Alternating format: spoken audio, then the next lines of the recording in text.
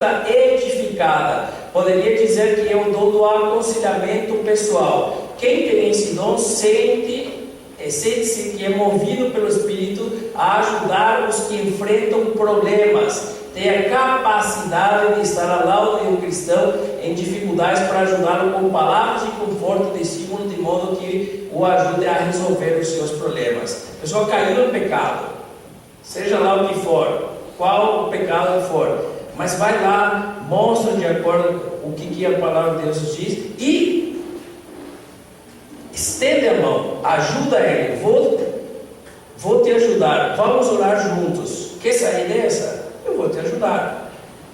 Eu estou aqui do teu lado. Não simplesmente, caiu em pecado e... Não, esse não é o fim do dom de exortação. É de estímulo à fé. A pessoa pode estar desanimada. E quem que em determinado momento das nossas vidas nós nos encontramos bem assim, difíceis, querendo ouvir uma palavra de apoio. E como é bom você ouvir uma palavra de apoio, de acordo com a palavra de Deus. Isso obviamente não significa que eu vou tampar e encobrir o pecado. Não é isso. À luz da palavra de Deus vamos ver. Está errado. Então levar a pessoa a reconhecer o seu erro, estimular a ela a confessar e se afastar desse erro. Esse é o dom de exortação. E é fundamental dentro do corpo de Cristo. Contribuir, dar. A pessoa que tem esse dom demonstra sabedoria em relação à aplicação das ofertas. É dotada da capacidade de administrar os seus bens de tal forma que sempre pode contribuir para a obra do Senhor. Lá em Santa Helena nós temos uma irmã extremamente, eu digo que ela é uma visionária. E ela, independentemente da condição socioeconômica que ela possui, ela ajuda em muito vários membros. Mas várias pessoas já foram ajudadas por ela. Nós tivemos a situação do irmão Peter, que estava com déficit auditivo. Então ele estava na reunião, ele não entendia muito bem o que passava, não ouvia muito bem, e daí ele começou a ter dificuldade de ouvir. E aí eu conversei com uma fonoaudióloga minha lá em São José dos Pinhais, pedi para fazer uma avaliação. Ele é um missionário, eu gostaria que você fizesse a avaliação. Você não vai passar valor nenhum para ele. Eu gostaria que você simplesmente fizesse a avaliação e passasse o valor do aparelho para mim. Muito bem. E aí eu postei no grupo da igreja e essa pessoa veio, o aparelho custou R$7.100. E daí ela veio assim e me entregou, vou dar uma oferta de R$1.000, porque eu tinha que saber para contabilizar o quanto que estava faltando. Assim, de bom grado, com um sorriso no rosto, eu estou dando com prazer. Sei. Não aquele que põe a mão ali, parece lá no Paraguai, falou o tio missionário, parece que tem gente que tem um jacaré lá no bolso, põe a mão no bolso e fica mordendo assim. Não pode. Tem que pôr a mão no bolso. Por quê? O missionário precisa das ofertas. Nós precisamos ajudar no campo missionário. Nós precisamos ajudar os missionários principalmente. Nós precisamos ajudar as missões espalhadas pelo Brasil todo. Seja aqui, seja da cidade do lado, seja daqui a 1.000 quilômetros, e todos ao mesmo tempo, porque diariamente, nós vamos ver no próximo estudo, tem pessoas morrendo e indo para o inferno. E precisa de dinheiro. Para a missão, o missionário precisa viver, o missionário precisa se vestir, o missionário precisa comer. E nós precisamos realmente saber ter esse discernimento. Então é fundamental o dom de contribuição também dentro do corpo de Cristo. Presidir, governar, liderar. A pessoa que tem esse dom não só prevê e distingue importantes objetivos, como o torna claro para os outros, liderando-os em atividades para que o alvo seja alcançado de modo satisfatório. Claro que está bem ligado ao presbitério, mas é fundamental. Tem pessoas também, enfim, que não são presbíteros, mas podem ter essa visão de pessoas líderes que saibam governar. Lembrando sempre que, obviamente, quando eu estou numa posição de presbítero, de presidir, eu tenho que ter humildade. Como diz aqui o apóstolo Paulo, ninguém pensa em si mesmo além do que... Não, com humildade. mas saber utilizar esse dom para a honra e glória de Deus. E é fundamental, porque se não tivesse liderança, esse salão não estaria hoje aqui. Precisa de que alguém coordene, precisa de pessoas que possam ver as necessidades do que nós vamos fazer, aonde nós vamos comprar o terreno, e assim vai. É necessário, extremamente necessário. Dom de misericórdia. Quem tem esse dom demonstra profunda empatia pelo infortúnio dos outros. Consegue penetrar nas necessidades emocionais alheias, relacionando-se com a pessoa de modo a espelhar o amor de Cristo para com aqueles que sofrem, trazendo ao abatido. Esse casal que eu citei no início, o Emerson e a Vanilda, eles têm esse dom de misericórdia. Ali na rua, antes de começar o trabalho, e esse foi um dos motivos que nos chamou muito a atenção, eles já com a esposa reuniam as crianças ali do bairro e começavam a contar histórias bíblicas. Crianças que eram mais necessitadas, eles conseguiam doações de roupa, de sapato e davam para essas crianças. E os pais ficavam admirando, mas como assim? Por quê? Porque chama a atenção. Chama a atenção. E eles começaram dessa maneira, a colocar, a mostrar para toda a vizinhança ali do bairro: olha, nós somos diferentes, nós estamos pregando o Senhor Jesus Cristo. E é muito bonito de ver. Eu falei isso para o Emerson e Vanilda, que Deus realmente possa estar abençoando vocês. Eles assim, vê a pessoa necessitada, já imediatamente eles pensam na maneira de como vão ajudar aquela pessoa, independentemente de ser cristão ou não, mas são realmente pessoas que têm o dom de misericórdia. Evangelista. Este dom é a capacidade de trazer as almas à fé pessoal em Cristo. É a capacidade dada por Deus para expor o Evangelho de tal forma que os descrentes são levados a se tornarem cristãos. Lá no Paraguai, foi nos visitar um período, na igreja que eu congregava, um peruano, nunca vou esquecer, o Bruno. Chamava Bruno Cavenécia. E o Bruno, ele tinha um dom de evangelismo. Era impressionante, irmãos. E eu tinha aproximadamente 14, 15 anos. E eu gostava de acompanhar ele. E ele falava assim, e tinha um ônibus que a gente pegava, que era de Luque a Assunção.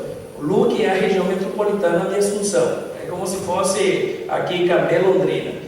E a gente, quando ia ou voltava de Assunção, então ele sempre queria testemunhar no ônibus. E eu morria de vergonha. Por quê? Porque era o ônibus que era da cidade que eu morava. E ele falava assim: Adolfo, eu vou falar para o motorista que eu vou pregar agora. E você vai repartir os folhetos. Eu? Sim, você. Não, sim, você vai fazer isso. Não, rapaz, não me faça uma coisa. E daí ele ia falar para o motorista: escute, eu posso... E o motorista já notava o acento estrangeiro. Eu posso falar um pouco da Bíblia? Você vai vender alguma coisa? Não, não vou vender nada. Eu vou dar de graça. É do Evangelho do Senhor Jesus. Não, então pode. E aí ele ficava bem, era aquele ônibus Mercedes 1113, barulhão do motor, então ele tinha que falar mais alto, e ele pregava o Evangelho, mas assim, com sede, com amor às almas. E daí ele falava assim: agora meu amigo Adolfo vai entregar o folheto para vocês. Daí eu ia lá, meio assim, envergonhado, mas ele tinha aquele dom. E pessoas vinham depois e queriam um contato para ir para a igreja ou para ter um estudo bíblico. E íamos para o Ceasa lá de Luque, o horário que era assim lotado, e ele fazia evangelismo ali também. E daí depois falou assim: a primeira pregação faço eu, a segunda você vai fazer, Adolfo. E eu tudo envergonhado, mas ele me ajudou muito nesse sentido. Mas dom de evangelista, era notório nisso. E aquela sede, aquele amor pelas almas era notório nos olhos desse irmão. Pastoreio, cuidado, é a capacidade especial para cuidar, guiar, promover o bem-estar espiritual do rebanho do Senhor, a sua igreja. E isso realmente, indiscutivelmente, está ligado ao dom do presbitério. Eu sou muito grato a Deus, do casal José e Gladys, lá do Paraguai.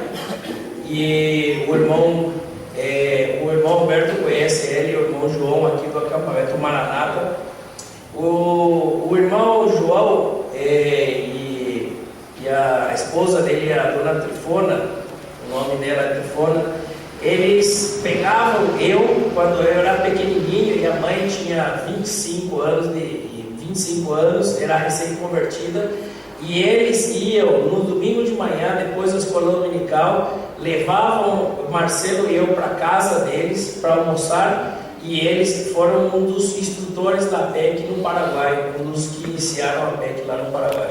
E eles tinham muitas histórias bíblicas, muitas, e eles contavam histórias bíblicas para nós.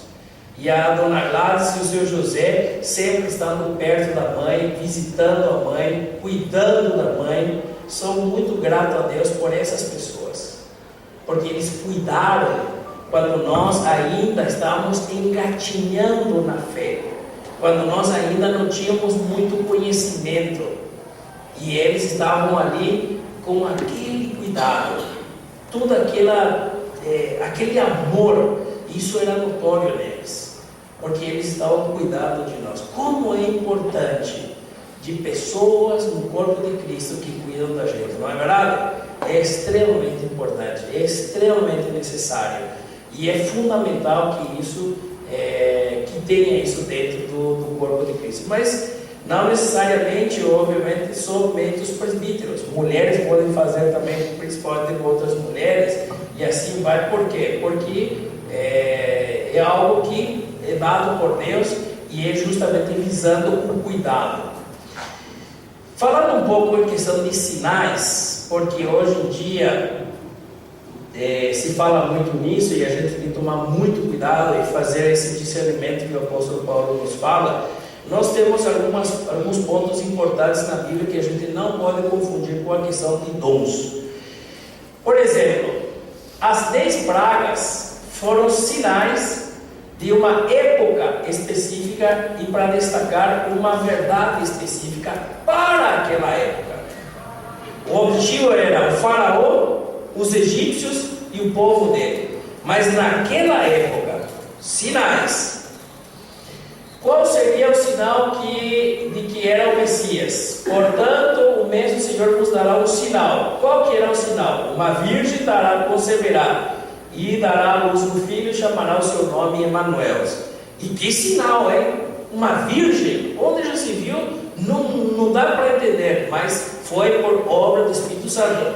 Sinal específico, num determinado momento, numa época específica da palavra de Deus.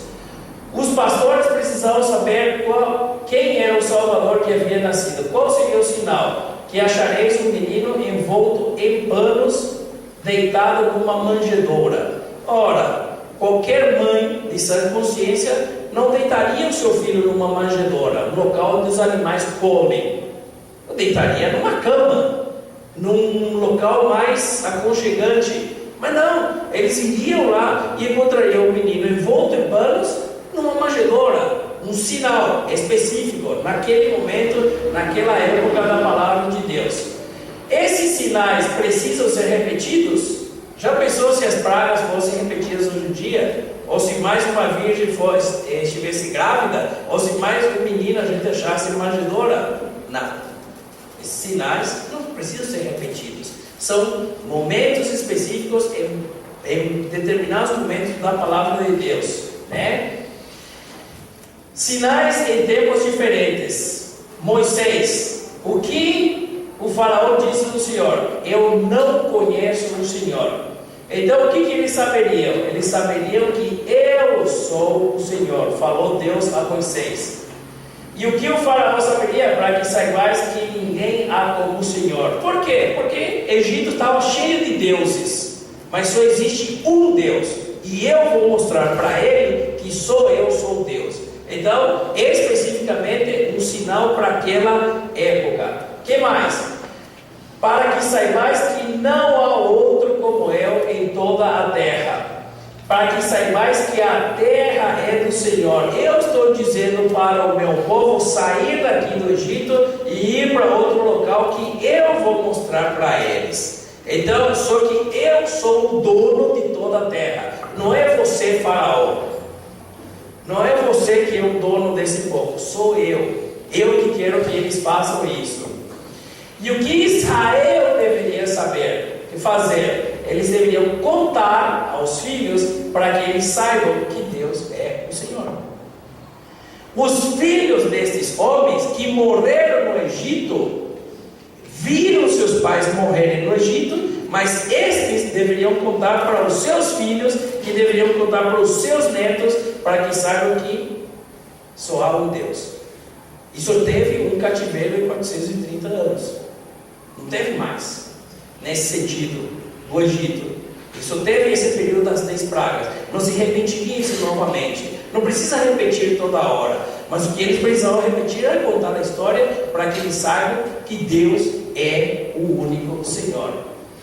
Deus fez os sinais por meio de Moisés para quê? Para provar que Ele é o Senhor, que não há outro Deus e que a terra é do Senhor. Os sinais tiveram um propósito específico. E este propósito foi estabelecido não por Moisés, e sim pelo Senhor. Deus é soberano. Deus determinou esses sinais numa determinada época da Bíblia, com um objetivo, ou com alguns objetivos. E ele tinha uma mensagem específica. Porém, esses sinais têm um tempo e data determinada para iniciar e para terminar. Por que isso, irmãos? Porque hoje nós vemos muitas pregações por ali fora falando de sinais, falando de que nós precisamos ter revelações, de que nós precisamos ter outros sinais além daqueles. Não, não é isso. Não é isso que a palavra de Deus nos fala, e não é isso que a palavra de Deus nos mostra. Por isso que a gente tem que ter discernimento espiritual. Nós devemos compreender que aquilo foi para uma época específica. Esses dons não. Esses dons são vigentes, e eu devo exercer o dom que Deus tem me dado. Mas sinais determinados que dizem que são manifestação do Espírito Santo, esses não. Quando se acabaram esses sinais, os mesmos deveriam ser relatados aos filhos, e os filhos deveriam crer, não na base da repetição de sinais, mas sim na base do relato. Eu vi, tal coisa aconteceu, eu vi as 10 pragas, e contaram para os seus filhos. Esse era o objetivo desses sinais. Falando um pouco no tempo do Senhor Jesus Cristo, Ele fez sinais para quê? Para provar que era o Messias enviado por Deus. Quando João Batista mandou seus discípulos perguntar se ele realmente era o Messias, o Senhor Jesus Cristo disse: vão e falem para João e anunciai o que tendes visto. O que vocês viram? Que os cegos veem, os coxos andam, os leprosos são purificados, os surdos ouvem, os mortos ressuscitam, e aos pobres anuncia-se o Evangelho. Sinal específico naquela época. Se você for para o consultório do Adolfo, eu não tenho poder para fazer com que coxo ande, para que surdo ouça, para que mudo fale. Não tenho isso. Mas foi uma época específica que o Senhor Jesus Cristo fez para mostrar que Ele era o Messias. De que forma Deus aprovou o Senhor Jesus Cristo entre os israelitas? O apóstolo Pedro fala: aprovado com maravilhas, prodígios e sinais. Específico para aquela época. Com que propósito foram escritos os sinais que Deus fez? Para que nós, que estamos lendo esses sinais, creiais que Jesus Cristo é o Senhor, o Filho de Deus, e para que crendo tenhais vida em seu nome. Uma passagem que me toca muito e que eu tento imaginar como foi a afeição de Tomé, né? Jesus ressuscitou, Ele está vivo. Não acredito não, só vendo e tocando. Tomé, vem aqui, toca aqui, põe a tua mão aqui. Senhor Deus, porque você me viu, você creu. Bem-aventurado, e aí coloca o teu nome, se você confia no Senhor Jesus. Os que não me veem e creem. Nós somos bem-aventurados. Eu não vi o Senhor Jesus Cristo, você não viu o Senhor Jesus. Mas o que nós acreditamos? Nós confiamos que Ele é o Cristo e que Ele é o nosso Salvador. Amém por isso. Mas não vai se repetir isso. O Senhor Jesus Cristo não vai aparecer hoje aqui dizendo: olha aqui, toca aqui, Júlio, a minha mão, sou eu, Jesus, e aquilo que está escrito ali é verdade a respeito de mim. Não. Ou acredita ou não acredita. Já foi esse sinal e não vai se repetir mais. O Senhor Jesus Cristo só vai voltar, só vai arrebatar a sua igreja, mas não vai ter mais essa cena que teve. Os sinais feitos por Jesus e seus apóstolos tiveram como propósito provar que Jesus era o Cristo e que as pessoas crendo tenham vida eterna. Assim como no tempo de Moisés, também aqui consta que as pessoas devem saber desta verdade. Não porque os sinais se repetem, mas sim pelo relato. A fé vem pelo ouvir, e ouvir pela palavra de Deus. O que Abraão disse para o rico lá quando estava em tormentos?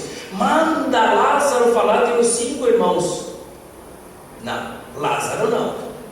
Eles têm os profetas. Se Lázaro for, eles não vão acreditar.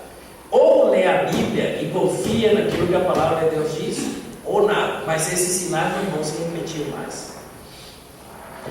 E os sinais que antecedem os tempos, ou seja, o que nós estamos vivendo, a época que antecede o anticristo.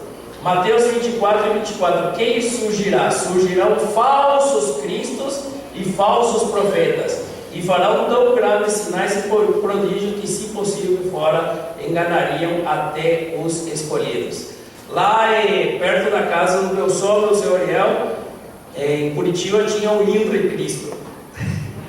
E ele usava, irmão Severo, uma coroa de silicone e espinha. E você tocava assim: ó, legal, né? Coroa de silicone, ele é macia, né? Agora a coroa do Senhor Jesus Cristo não foi de silicone. É ridículo. Apareceram falsos cristos. E vão continuar, tanto aqui quanto em outras regiões do mundo. A vinda do anticristo, segundo a eficácia de Satanás, com o quê? Com poder, prodígios e engano. E acontece nos nossos dias. Acontece. E pessoas acreditam. E pessoas confiam. E você vê que aqueles locais, embora a rotatividade de pessoas seja grande, mas existem salões mais cheios do que esse, atrás desse tipo de ensinamentos. E o que o falso profeta, segundo a besta, vai fazer? Prodígios e congregar as pessoas para a batalha no tempo final da tribulação contra o Jerusalém, contra o Senhor Jesus Cristo. Mais uma vez, também com prodígios. Todos os textos bíblicos que falam sobre sinais e milagres dos tempos finais se referem a esses sinais como preparativo para as pessoas aceitarem e adorarem o anticristo. A sedução das multidões acontece por sinais e milagres. E hoje não é diferente. As pessoas querem sinais. As pessoas querem ver coisas diferentes. Por quê? Porque acham que dessa maneira eles estão mais perto de Deus, quando na verdade são engano de Satanás.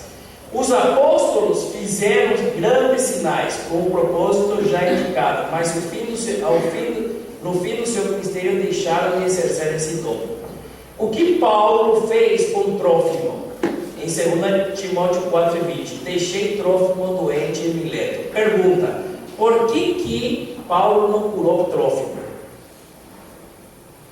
Por que Paulo não colocou a mão sobre ele e curou? Por que deixou ele doente? O que Timóteo tinha realmente? Não bebas mais. Isso não é para o dia de hoje, tá?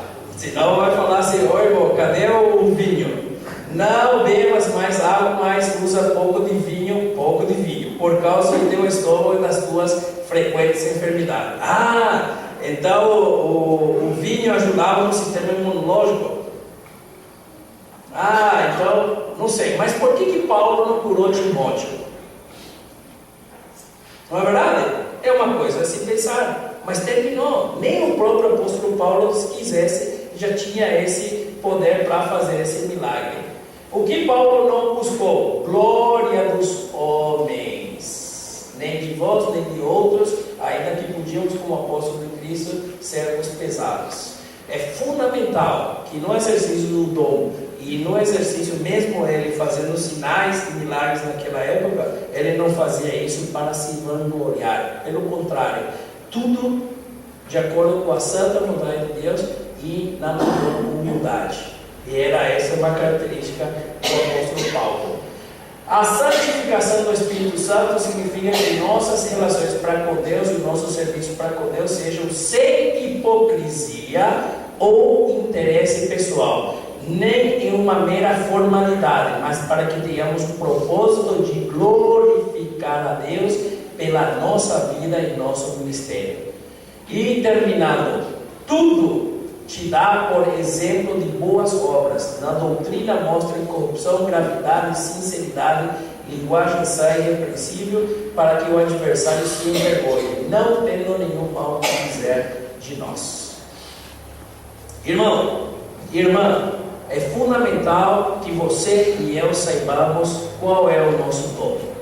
E é fundamental exercer esse dom na maior humildade. E é fundamental saber que eu preciso exercer o dom, senão eu vou sobrecarregar o Mel, que vou sobrecarregar o Júlio, vou sobrecarregar o irmão Alberto, vou sobrecarregar você, porque eu fico de braços cruzados.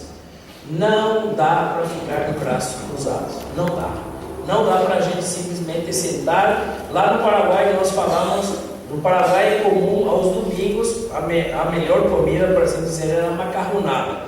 Então a gente falava do cristão que vinha só aos domingos de manhã, cristão macarrão. Por quê? Porque só apareceu o domingo de manhã. Não dá para eu ser cristão só de domingo, domingueiro. Não, eu tenho que trabalhar na obra do Senhor. Se possível, e fazer o esforço de estar no sábado à noite, no domingo de manhã, no domingo à noite, na reunião do meio da semana de oração, e não só frequentar as reuniões, como também exercer o dom que Deus tem me dado. Você está exercendo o seu dom dentro do corpo de Cristo? Eu penso da seguinte maneira: eu tenho o meu horário para me apresentar no meu trabalho. Eu trabalho de segunda a sexta-feira. Se eu não trabalhar, eu vou levar falta. Se eu forjar atestado, eu estou mentindo, eu estou pecando. Se eu não vou trabalhar, ou eu forjo atestado, eu estou dando um péssimo testemunho. Mas eu não faço isso. Eu vou no meu trabalho, faço o que eu tenho que fazer, tudo certinho, direitinho. Por quê? Para receber o meu salário. Na obra de Deus, o meu chefe maior, Deus, ele me determinou um trabalho dentro do corpo de Cristo. O que eu faço? Não dá. Eu tenho que trabalhar. Eu tenho que fazer a obra de Deus. Eu tenho que exercer o meu dom dentro do corpo de Cristo. Porque um dia ele vai me chamar e falar assim: e aí, Adolfo, você exerceu o seu dom? Você cumpriu com o dom que eu te dei? Você foi fiel àquela obra que eu te encomendei? No teu trabalho, você era fiel. Você estava pronto para trabalhar, pronto para ganhar teu dinheiro, tudo certinho. Agora, quando eu te chamei, quando eu queria que você fosse visitar a fulana de tal quando estava doente, para evangelizar fulano de tal, que ele precisava do evangelho, conhecer o evangelho, quando precisava que você exercesse o dom de misericórdia com aquela pessoa, quando você precisava de exercer o teu dom de exortação para animar fulano de tal que estava desanimado, você não fez. E vou falar o quê? Eu não tinha tempo. Eu não tinha capacidade. Capacidade, eu te capacitei. Você que não exerceu a sua capacidade. Eu não trouxe aqui para todos, mas se vocês quiserem, vou deixar ali na mesa. Esse aqui é um questionário.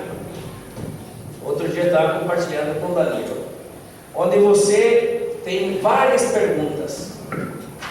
São 45 perguntas. E você vai respondendo, e aqui tem uma tabela, e você vai respondendo a essas perguntas. E aqui no final, de acordo com as tuas respostas, ele mais ou menos vai te indicar qual é a tua tendência. É um instrumento. Ajuda. Não quer dizer que somente através disso você vai descobrir teu dom dentro do corpo de Cristo. Não. Mas se você quiser, está aqui, eu vou deixar ali. Depois, se não tiver suficiente, posso mandar por e-mail para alguém que quiser. Mas é fundamental a gente saber isso, irmãos. E outra, nós precisamos ser responsáveis e cumprir a nossa tarefa para aquilo que Deus nos chamou. Gostaria que cada um de nós pensasse, essa foi a minha oração nesse sentido, por isso que eu queria, quando pensei nesse tema, porque é um tema que toca muito para mim. Olha, eu vou dizer para vocês, cansa fazer um ministério fora do horário de trabalho? Cansa, porque a gente tem um trabalho secular, no mínimo 8 horas, tem dias que eu trabalho 12 horas ao dia, não estou me glorificando para isso. Mas se eu me esforço para ganhar meu ganha-pão, eu tenho que me esforçar na obra de Deus. E junto, de graças a Deus, pela minha esposa me ajuda, ela é uma ajudadora idônea realmente, e ela me acompanha no meu ministério, seja de aconselhamento, seja de evangelismo, mas nós estamos ali. Por quê? Porque eu penso o seguinte: não adianta falar e dizer para Deus: Senhor, muito obrigado porque o Senhor me deu a chance de ter o título de médico. Muito obrigado porque o Senhor me deu a chance de ganhar o meu ganha-pão. E só. Mas eu preciso dar mais para Deus. E o ministério custa. E o ministério é sofrido, mas também é o prazer de servir a Deus. Porque o Senhor Jesus Cristo pagou um altíssimo preço por cada um de nós.